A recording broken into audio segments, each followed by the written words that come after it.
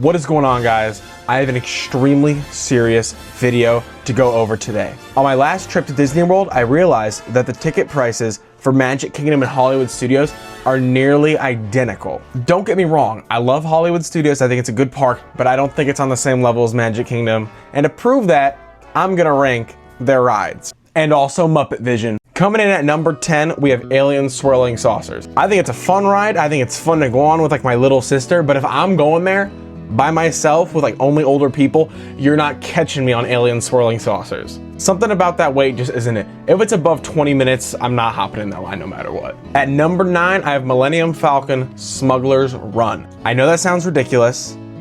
Honestly, it's new, it's groundbreaking, it's a fun simulator, but the issue with it is that if you have a crew of people that don't really know what they're doing, it's just not a fun thing. You're just getting slammed back and forth all around. It's just not worth it. Number 8, I got Slinky Dog Dash. It is a fun enough family roller coaster, but I am literally never going on it unless I get a fast pass. Those 105-minute waits for Slinky Dog, I don't think a single soul will ever be willing to wait in that miserable line. Any sane person, sorry.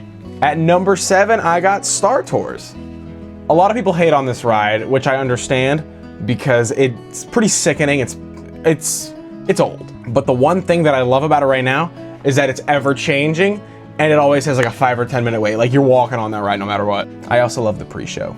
At number 6, I have Rock and Roller Coaster starring Aerosmith. Disney. It's fun, it's old. I hope when they do the refurbishment, like with the Muppets or whatever, I hope they like do something with the track because it is extremely rough. But it's still a fun roller coaster and the pre-show's fun. And every time I go on it, I'm happy, but I don't really go out of my way for it no matter what. At number 5, I have Toy Story Mania. I don't know if it's Midway Mania, I don't know if it's Mania, I don't even know. I love this ride. Every time I go on it, it's extremely competitive and it never gets boring. There's just something about those satisfying like guns, all of like the stuff on like the screen is just so perfect. Like everything about that ride, so good. And at number 4, I got Muppet Vision. Who could have guessed it? The best show in Disney World got number 4 on the list. It is such a fun show.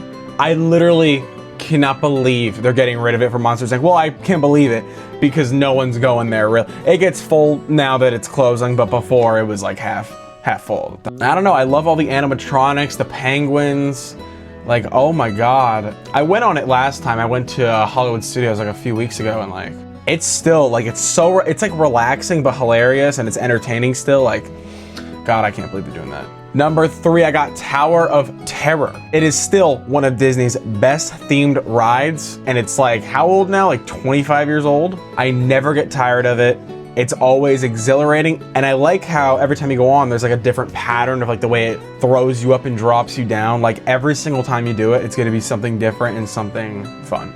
And number 2, I got Minnie and Mickey's Runaway Railway. I was skeptical about it when it first opened, just because I really liked the Great Movie Ride back in its day. I was pretty young, but I still remember liking it. Minnie and Mickey's Runaway Railway is like a very good dark ride. I'd say it's a step above the Great Movie Ride, just because Disney didn't own most of those properties in the Great Movie Ride, whereas in this is like the most Disney a ride can get. It's literally Minnie and Mickey, like some of the most OG of OGs. The effects are still really good, nothing really breaks, except last time I went, surprisingly, the animatronics for Minnie and Mickey in the carnival scene were broken, whereas in last time I went, the Minnie and Mickey animatronics were broken in the underwater scene. Or I guess the, like the volcano eruption, whatever it is when they're in the tropical area. Still very good though. Number 1, who could have guessed it? Rise of the Resistance. It is such a good ride, such a good experience, and every time I go on it, I'm still like flabbergasted on just like the scale of it. Like it's crazy. Now the effect in the ride that's broken that bothers me the most are the cannons in the one scene where it's just shooting outside of the spaceship or the Star Destroyer. And those things haven't moved for like 2 years. I don't know what's going on. But all around, a fantastic ride, a fantastic experience. I don't think I've ever seen anybody get off of that and be like, oh, like it's always fun. Like you're gonna have fun. So yeah, that's my ranking of the Hollywood Studios rides. It was a good experience, ranking these things, finally getting my take out. But yeah, I hope you guys enjoyed. And if you guys would like to, I'd appreciate a subscribe and maybe a like. Comment. But thank you guys. Have a good day. Bye-bye.